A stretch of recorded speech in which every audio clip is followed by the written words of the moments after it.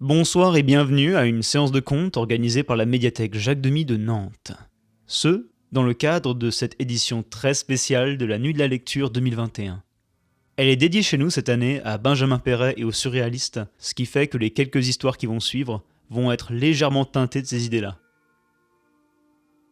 Moi je suis Glenn, bibliothécaire et conteur, et nous sommes chez moi, donc faites comme chez vous, et j'ai choisi de faire un petit pied de nez à la thématique du surréalisme en proposant une contre-thématique.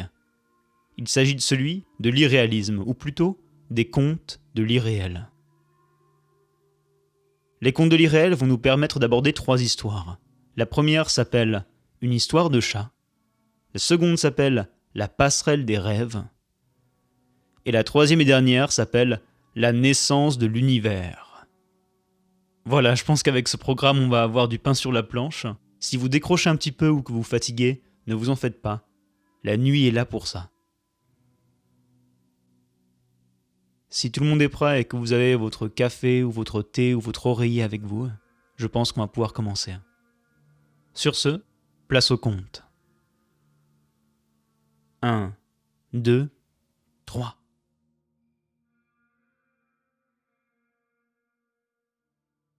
Une histoire de chat. Il était une fois une rumeur, et la rumeur disait que, dans un vieux cimetière par les nuits de pleine lune, tout en haut de la plus haute tombe, se tenait une vieille chatte. La vieille chatte miaulait et miaulait et miaulait, entourée d'autres chats venus de part et d'autre pour l'écouter. Et la vieille chatte avait une histoire qui est la suivante. Autrefois, la vieille chatte était une chatte, tout ce qu'il y a de plus banal. Une chatte avec 2 maîtres humains qui prenaient soin d'elle. Il la caressait quand elle voulait être caressée, il la nourrit quand elle miaulait, ils ouvraient la porte pour qu'elle chasse dès lors qu'elle la grattait. En bref, une vie tout ce qu'il y a de plus banal pour un chat. Heureuse. Mais un soir, la chatte sortit dehors, et elle vit un magnifique et beau chat, au poil roux. Et ils passèrent la nuit ensemble à faire l'amour.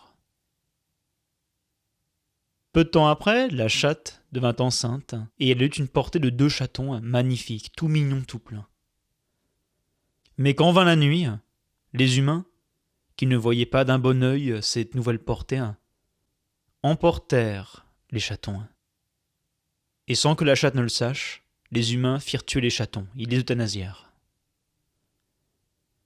À son réveil, la chatte chercha ses enfants, ses mignons petits chatons. Mais ils n'étaient plus là, ils avaient disparu. Et au fin fond d'elle, elle savait que c'étaient les humains. Elle enragea. Elle pissa partout, elle griffa les meubles et les sièges. Elle hérissa ses poils face aux humains. Mais malheureusement, c'était peine perdue. Ils étaient grands, et elle était petite. De désespoir, la chatte dut tomber de sommeil. À ce moment-là, la chatte eut un rêve. Elle rêvait d'un monde étrange, où les chats étaient immenses, grands comme des maisons. Ils étaient assurément les maîtres de leur monde, et les humains étaient minuscules, pas plus gros que des souris. Dans ce monde, les chats profitaient pleinement de la vie. Ils regardaient les humains se divertir entre eux. Ils chassaient même parfois les humains pour les trucider, les éventrer, utilisant leurs petits corps tels des pelotes de laine, de chair.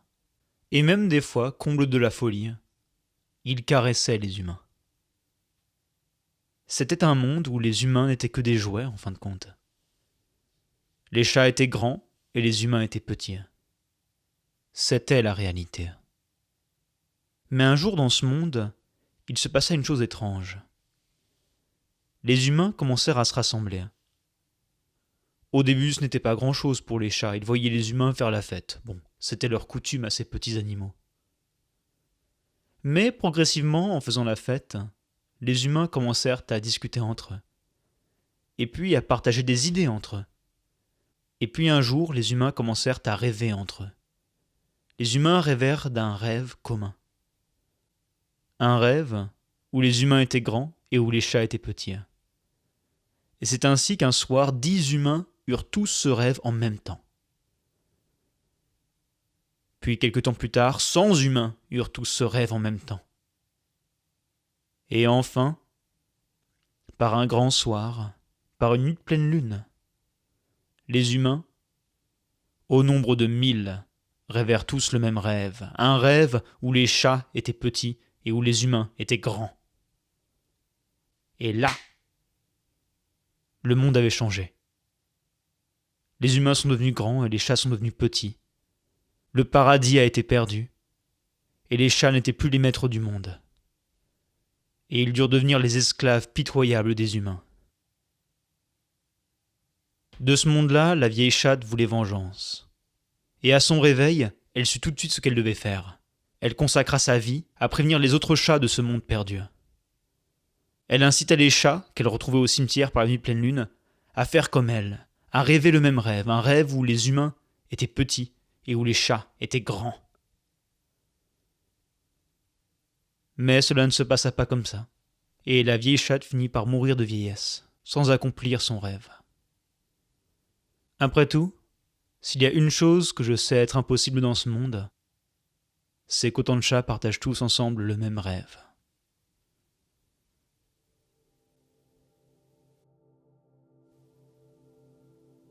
Voilà, j'espère que cette première histoire vous aura plu. Il s'agit d'une adaptation d'une histoire issue d'un comics appelé Sandman, écrit par Neil Gaiman. Comme certains le savent, il s'agissait de l'année de la BD en 2020, et malheureusement, elle a dû être un petit peu repoussée afin de pouvoir plus respirer sur une année qui a au final perdu quelques mois. Et donc, en plus de proposer une histoire qui touche au monde de l'irréel, j'ai voulu vous proposer une histoire qui adapte une bande dessinée. Tout ça pour dire, les bandes dessinées c'est génial, partez les lire, partez en emprunter, c'était leur année, elle a été volée, reprenez-la. Bon allez, la prochaine histoire va être une histoire d'esprit et de fantômes. Donc nous entrons dans la partie un peu plus sombre de cette nuit. Bonne histoire.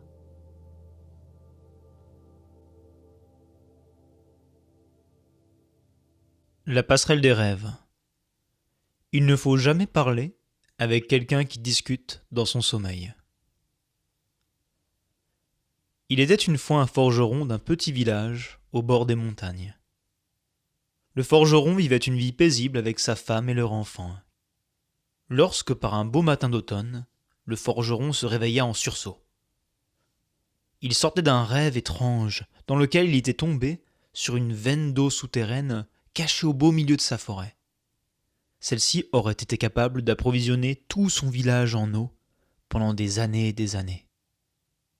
En cours de journée, pas tout à fait remis de son étrange rêve, le forgeron mit ses chausses et partit dans la forêt à l'emplacement où il avait rêvé la veine. Il planta sa pioche dans le sol, et là, miracle, de l'eau jaillit de partout. Tout s'était passé exactement comme dans son rêve. Rapidement, la nouvelle se répandit, et tous les villageois célébrèrent la trouvaille du forgeron. Ils le remercièrent en lui rapportant les fruits et les légumes de leur récolte. Et c'est peu après que le forgeron eut un rêve prémonitoire, à peu près une fois par mois. Il parvenait à prédire les jours de vastes tempêtes. Il parvenait à prédire la saison des poissons les plus gras. Il parvint même à prédire l'affaissement d'un pan de montagne sur la maison de son voisin.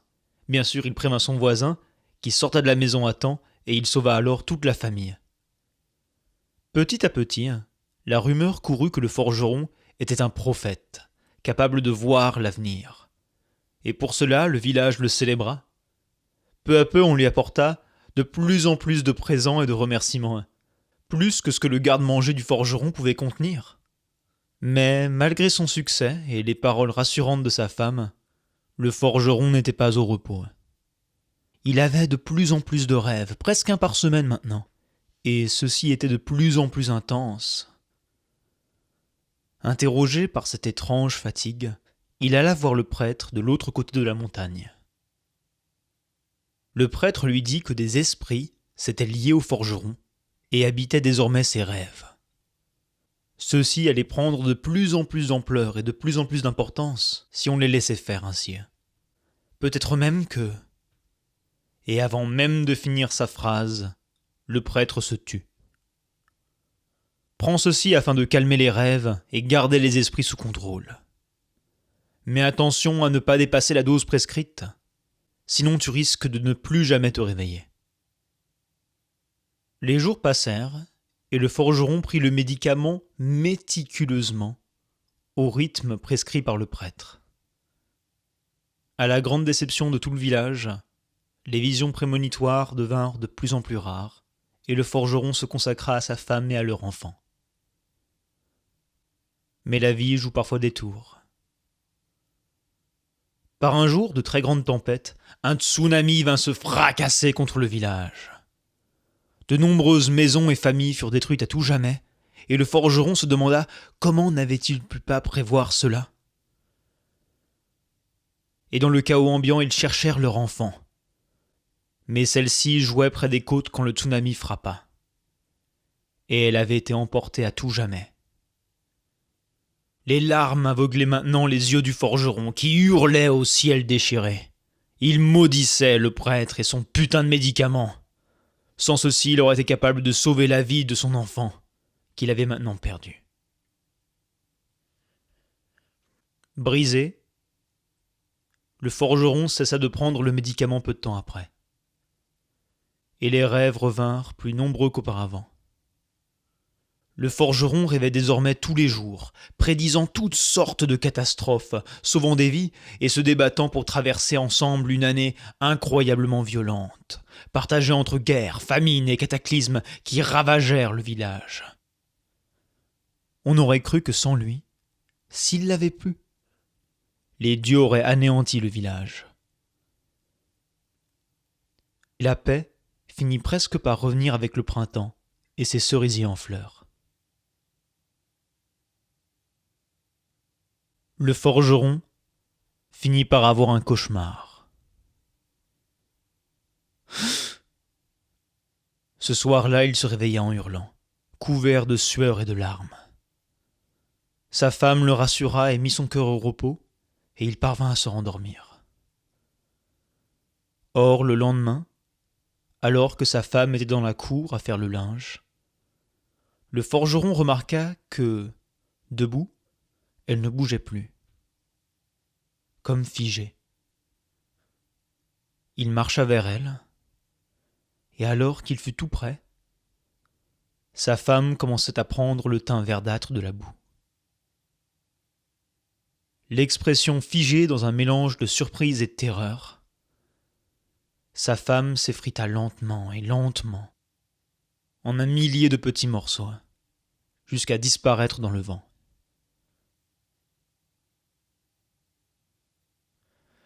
Paniqué, le forgeron hurla au secours et accourut dans le reste du village pour trouver de l'aide. Mais il vit que ce qui était arrivé à sa femme était arrivé à tous les villageois. Tous avaient pris le teint verdâtre de la boue, et tous se décomposèrent en milliers de petits morceaux. Et à la fin, il ne restait qu'un village vide. Vide. Et le forgeron était seul maintenant. Tout s'était passé comme dans son cauchemar. Le forgeron finit par comprendre. Ce n'était pas qu'il arrivait à prédire l'avenir dans ses rêves, non. C'était que ses rêves créaient le réel, l'infectaient. Seul, désespéré et en colère, le forgeron retourna voir le prêtre, de l'autre côté de la montagne, la rage au ventre.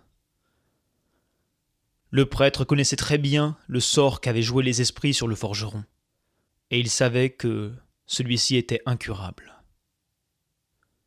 Ainsi il avait menti au forgeron afin d'éviter que les rêves ne détruisent tout. Mais cela n'avait pas été assez suffisant. La rage du forgeron se mut en noirceur. Il avait tout perdu. Il avait peut-être même tout détruit, tout ce pour quoi il s'était battu. Et il attendait la mort. Mais le prêtre refusa de l'abandonner à son sort. Peut-être qu'il y avait un moyen de trouver par où les esprits passaient du rêve à la réalité. La passerelle des rêves. Le prêtre convaincua le forgeron de passer une nuit chez lui afin de voir ce qu'il se passait quand il dormait. Le forgeron accepta. Quand la nuit tomba, le forgeron tenta de se tuer et fut empêché par le prêtre.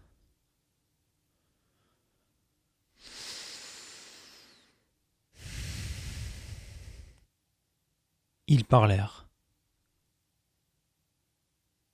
La culpabilité et la rage est un mélange bien terrifiant et étrange à porter dans son cœur. Et le poids du monde sur ses épaules, le forgeron tomba de fatigue, dans un profond sommeil.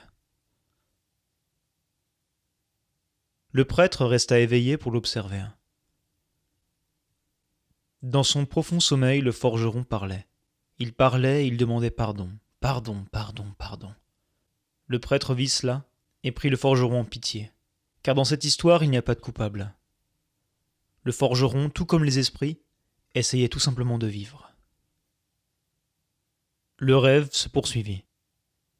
Le forgeron était maintenant dans un champ de roseaux au crépuscule. Au centre du champ se trouvait sa vieille maison. Et dedans, sa femme et leur enfant, toujours vivantes, faisant de grands gestes pour qu'il les rejoigne. Il courut dans leurs bras et les serra très fort, très très fort, partageant avec elle un vrai moment de tendresse. Il pleurait de joie, et puis ses pleurs de joie devinrent des pleurs de regret. Il sanglota et dit pardon, pardon, pardon, n'entendant même pas que sa femme et leur enfant le pardonnaient. Et plus il multipliait ses excuses, plus les flammes commençaient à l'entourer. Dans le monde réel, le prêtre vit aussi les flammes. Celles-ci émanaient de l'oreiller du forgeron, et étrangement il ne brûlait même pas. Serait-ce donc ça la passerelle des rêves qu'utilisaient les esprits pour passer entre le monde réel et le monde des songes? Un oreiller? À peine le prêtre eut-il le temps de réaliser cela, que le feu commençait à se propager partout dans sa maison. Le prêtre réveilla le forgeron entouré par les flammes et la fumée. Et le temps que le forgeron reprenne ses esprits et que l'on lui explique la situation, il vit son oreiller qui ne brûlait pas, entouré de toutes sortes de petits esprits. Et là le forgeron comprit. Sans l'ombre d'une hésitation, la haine prit le dessus et il saisit et dégaina son katana. Il était temps de prendre sa vengeance. Et il trancha la passerelle, les esprits, son oreiller. Tout à coup les flammes cessèrent. De l'oreiller commença à jaillir une quantité incontrôlable de sang, et à peine le forgeron eut-il réalisé ce qu'il avait fait, qu'il remarqua que son torse entier avait été lui aussi tranché sur toute la longueur. Son sang jaillit alors lui aussi, se mêlant au sang de son oreiller, et le forgeron s'écroula à terre.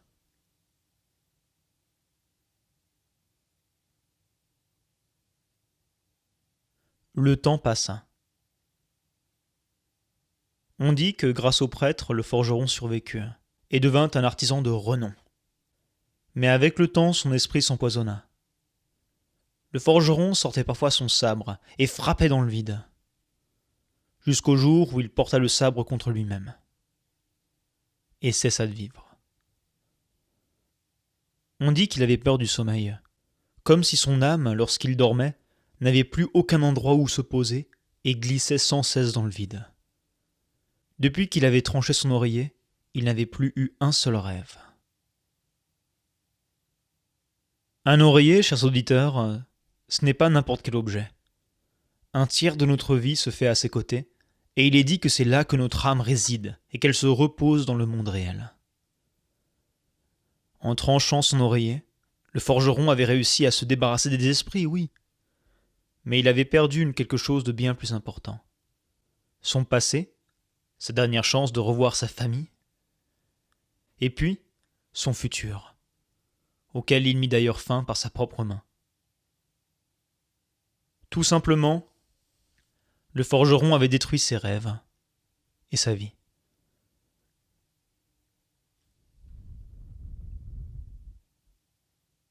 Il ne faut jamais parler avec quelqu'un qui discute dans son sommeil.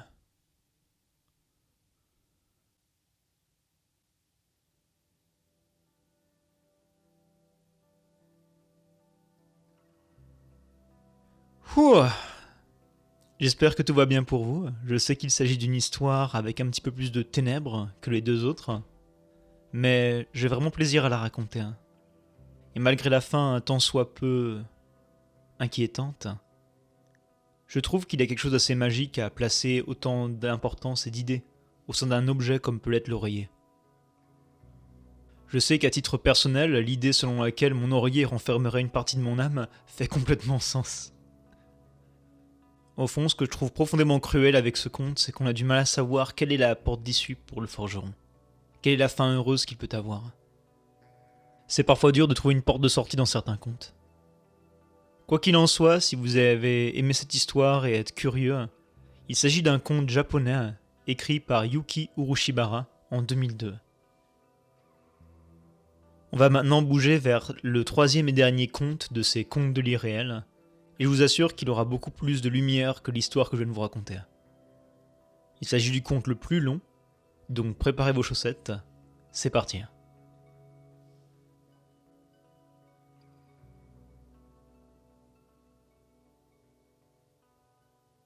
La naissance de l'univers. L'histoire que je vais vous raconter est une histoire qu'on a peut-être déjà essayé de vous raconter. Peut-être que vous l'avez oubliée, ou peut-être qu'elle était trop compliquée, avec tellement de personnages, de rebondissements et de chiffres bizarres que vous avez, à raison, abandonné. Peut-être que c'est même tout simplement une histoire qu'on ne peut même pas raconter. Ça arrive. C'est plus facile de faire comprendre le monde en faisant agir les dieux comme les hommes, ou en faisant agir les animaux comme les hommes, ou en faisant agir les insectes comme les hommes. Mais l'histoire qui suit n'a pas d'homme.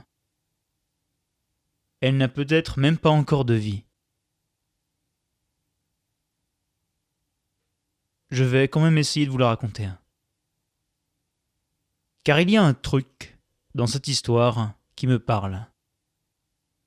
Et peut-être que du coup elle vous parlera aussi. C'est l'histoire du commencement du monde en 5 contes, d'après aucune mythologie. Il était une fois une absence, une page blanche sans bord. Sur celle-ci venait de naître un petit point qui commençait tout juste à prendre forme. Vous le voyez ? Eh bien ce petit point, il se mit à grandir et à grandir et à grandir. Il émanait du petit point une chaleur d'une puissance incroyable, une chaleur sans couleur, capable de faire fondre l'imaginaire. Et le petit point continua à grandir. Il grandit et il grandit et il grandit. Il grandit au point qu'il en devint informe. Le petit point était devenu un grand tourbillon sauvage, brûlant et épique, avec dans son cœur l'étincelle de l'infini. Et je parle pas là de l'infini au sens poétique du terme. Non. Je parle de l'infini brut.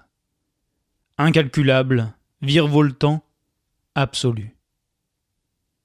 Le petit point, devenu tourbillon, devenu infini, continuait de grandir. Il grandissait, il grandissait, il grandissait. Et il grandissait tellement qu'il n'était même plus capable de se contenir en lui-même. Il commença à déborder de la page blanche sans bord. Et là, chers auditeurs, nous sommes à 0,0 secondes de l'expansion à venir de l'univers. Un cosmos secret, un plasma ardent et opaque s'étend comme sous l'effet d'une explosion, avec l'énergie et la chaleur de 10 milliards de soleils. C'est le début de l'espace-temps.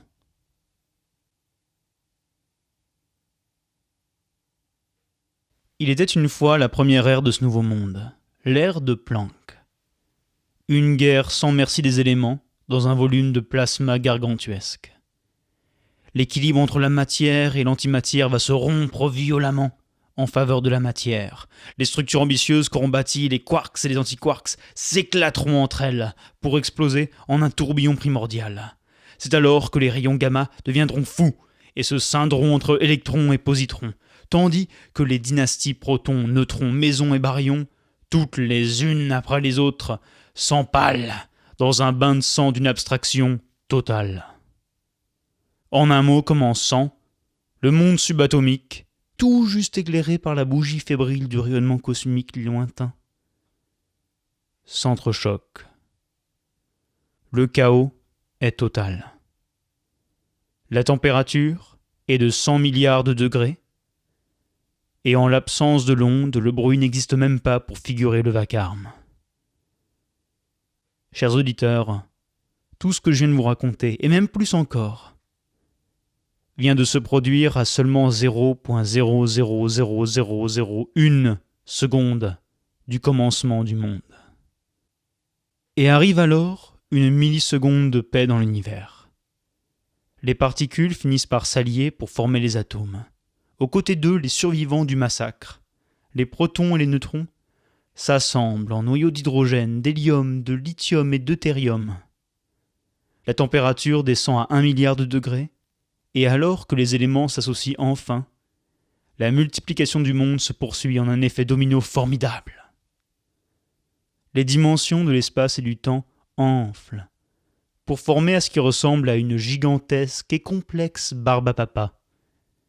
Une barbe à papa des éléments de l'univers, qui s'étend et qui s'étend, encouragé par la fertilité du chaos, lui-même guidé par les lois de la physique.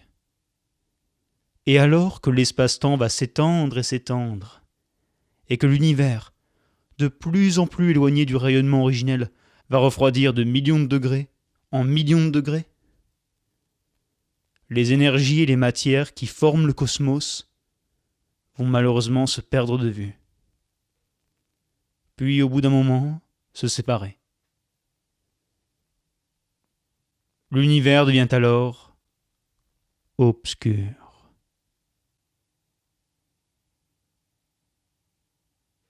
Il était une fois l'obscurité. Plus de chaleur, plus de lumière. Juste un faible rayonnement indirect et lointain qui traverse notre univers, désormais transparent. Sa température, toujours en baisse, n'est que de quelques milliers de degrés. Le cosmos est plongé dans des ténèbres invisibles. Et il a froid, d'un froid jusqu'alors inconnu pour lui. Cette ère ne va pas durer une seconde comme les ères qui ont précédé l'histoire. Non. Cette ère va durer 280 millions d'années. 280 millions d'années pour cet âge sombre où l'univers s'est perdu en lui-même.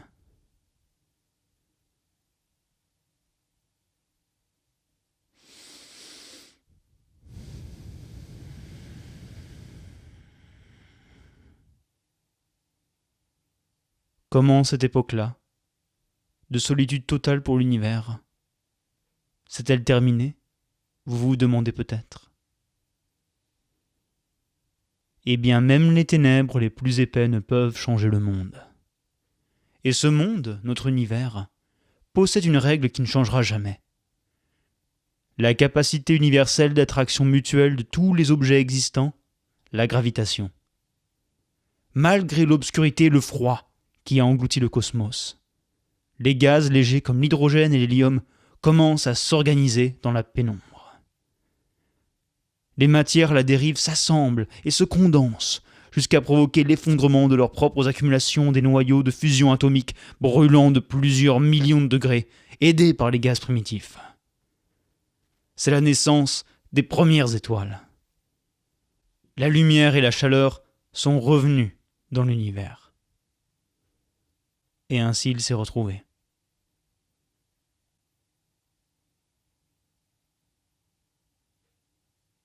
Il était une fois les étoiles, un peuple aux 1000 visages.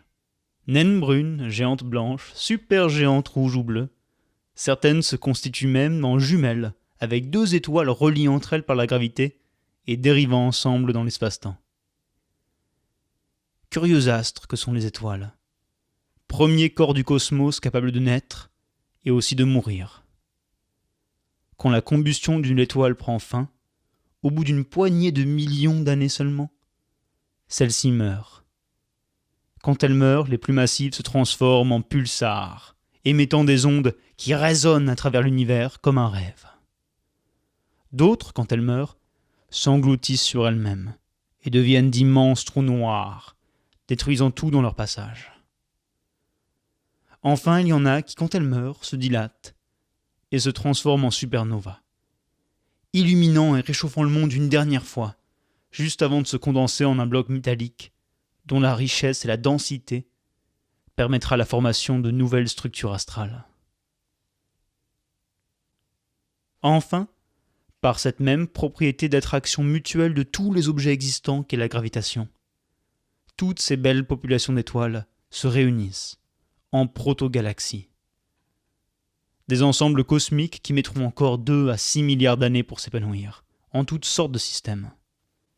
Il y aura des doubles galaxies qui se meuvent à l'unisson, il y aura des galaxies spirales barrées, il y aura des amas de galaxies, et même des galaxies en rotation constante, car tiraillées entre 2 trous noirs. L'espace ressemble enfin à votre imaginaire.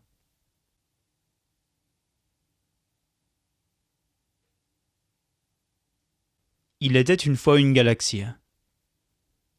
Celle-ci est de taille moyenne et fait partie avec 30 autres galaxies d'un système que l'on appelle l'amas local. Cette galaxie est un disque de lumière constitué de quelques 100 milliards d'étoiles qui tournent sur lui-même en un seul mouvement majestueux. Un mouvement qui retourne les tripes jusqu'au plus profond d'un être. Un mouvement qui donne même envie de danser. La Voie lactée. Chez nous.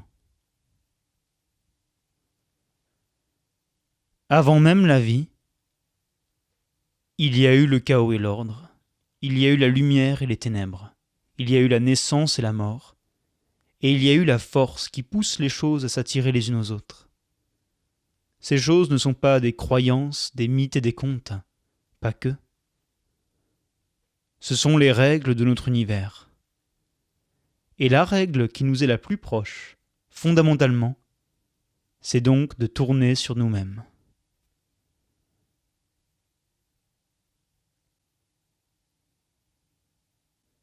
Et c'est ainsi que se fit la naissance de l'univers.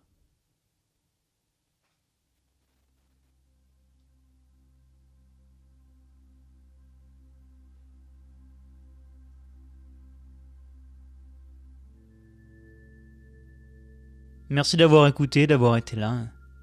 Cette dernière histoire peut vous interloquer un petit peu car elle peut vous paraître étrangement réelle, au final, pour une soirée sur les contes de l'irréel.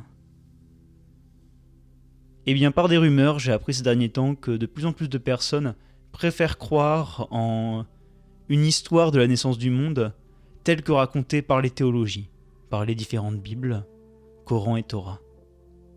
Et là, je me suis dit que si des contes et des histoires, des choses qu'on ne catégorise pas forcément comme réelles, peuvent pour tant de personnes être une chose qui puisse expliquer leur monde, plus que l'explication sensée, logique, rationnelle, c'était que l'histoire qu'on a actuellement de la naissance de l'univers, eh bien on peut la rendre encore plus sympa. Et donc c'est pour ça que j'ai voulu inclure cette histoire dans les contes de l'irréel, pour approcher cette explication scientifique et en faire un conte. Basculer le réel dans l'irréel et voir ce qu'on pouvait en tirer. Et rapidement, en faisant mes recherches, j'ai trouvé une histoire que j'ai trouvée profondément émouvante. Vraiment, vraiment. Au point où j'ai été figé de voir une image de la Voie lactée. Et c'est après ce moment d'être figé que j'ai commencé à écrire cette histoire. Si je peux ajouter une dernière recommandation, si vous avez des gosses, offrez-leur tout de suite des livres accessibles aux jeunes sur la naissance de l'univers. Ils vont adorer, et même il y aura des dinosaures à la fin peut-être. Croyez-moi, c'est une histoire qui vaut la peine qu'on essaye encore de la raconter.